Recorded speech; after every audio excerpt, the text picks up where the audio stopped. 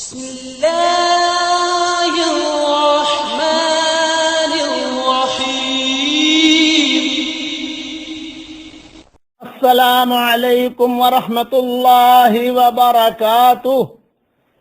نحمده ونصلی علی رسولہ الکریم. اما بعد، سلسلہ وار قیامت کے متعلق سبق نمبر 5 قیامت کے متعلق.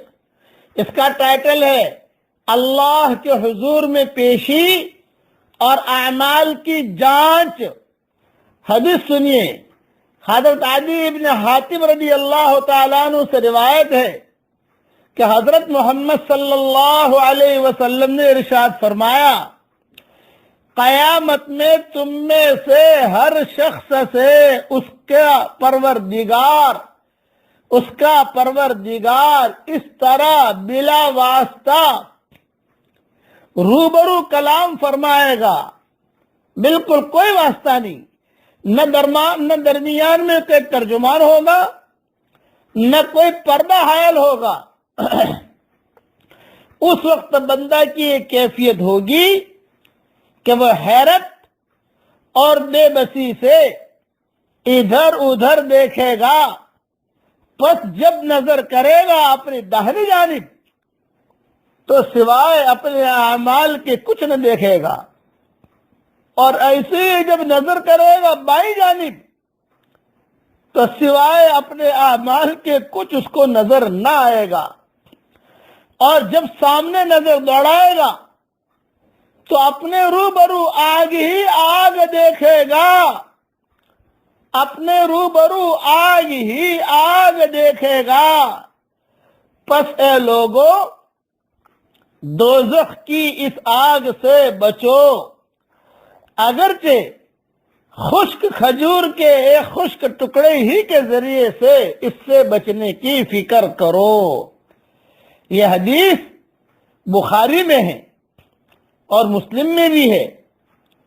تھوڑی سی وضاحت میں بیان کر دیتا ہوں، سن لیجئے. مطلب یہ ہے، دوزخ سے بچنے کے لیے صدقہ کرو، اگرچہ کھجور کا خشک ٹکڑا تمہیں میسر کیوں نہ ہو. اللہ کے راستے میں وہی دے کر دوزخ سے بچنے کی فکر کرو. آج کا میرا سبق یہ ہے کہ جہاں پر بھی آپ ہو، ہندوستان میں ہو، فوراً 2 روپیہ صدقہ کر لو، یا اللہ جہنم کی آگ سے بچا لے. فوراً، دیر نہ کرنا. میری بات یاد رکھنا، حشر کے میدان میں یہ میں یاد آؤں گا آپ کو کہ آج جو ہے سبق سنو تو اللہ جہنم کی آگ سے بچا لے مجھے. یہ 2 روپیہ صدقہ، $2 صدقہ، 2 پاؤنڈ صدقہ، 2 دینار صدقہ، 2 درہم صدقہ. 2 کا عدد کہہ رہا ہوں، دھیان میں رکھنا. زیادہ مت دینا، ابھی زیادہ دینا ہو تو بعد میں دینا، لیکن ابھی 2 درہم، 2 ٹوپیاں، 2 روپیے، 2 دینار، 2 مسواک، 2 کھجوریں، 2 کی چیز. اس لیے حدیث شریف میں آتا ہے جو 2 کا عدد دیتا ہے، 2 کا عدد، حشر کے میدان میں اسے کہا جائے گا کہ جنت کے 8 دروازے ہیں، جون سے دروازے چاہے تو داخل ہو جا. من انفق زوجین فی سبیل اللہ.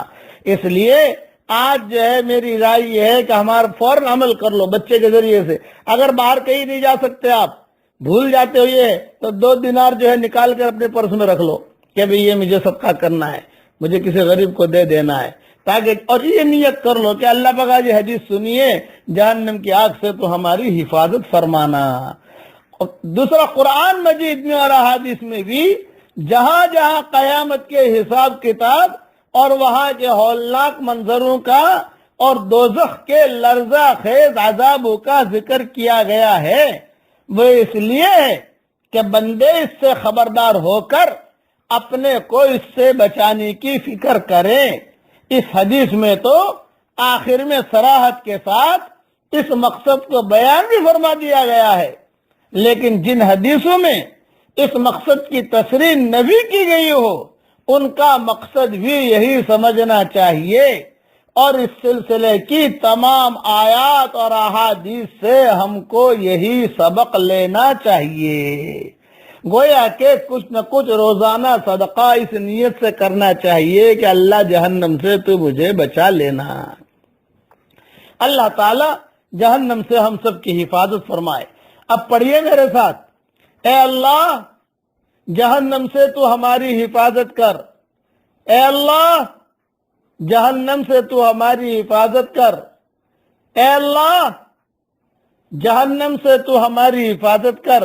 جب میں نے 3 مرتبہ یہ پڑھا, جہنم کہتی ہے کہ میرے پاس مت لائیے یونس کو. جہنم خود کہتی ہے, آپ بھی, یہ حدیث میں آتا ہے, آپ بھی کہو گے تو آپ کے بارے میں بھی کہے گی کہ یہ نہیں چاہیے آدمی. اور اب دوسرا پڑھیے میرے ساتھ, اے اللہ ہم سب کو جنت میں داخل کر, اے اللہ ہم سب کو جنت میں داخل کر, اے اللہ ہم سب کو جنت میں داخل کر. دیکھیے اتنا پڑھا میں نے کہا جنت کہتی ہے کہ یونس کو میرے پاس لیا, یونس کو میرے حدیث میں آتا ہے. آپ کہو گے تو آپ کے لیے بھی یہی ہوگا, فوراً عمل کر لیجئے. ایک تو 2 روپیہ صدقہ کر دیجئے, اور یہ جو میں نے پڑھا ہے اتنا پڑھ لیجئے.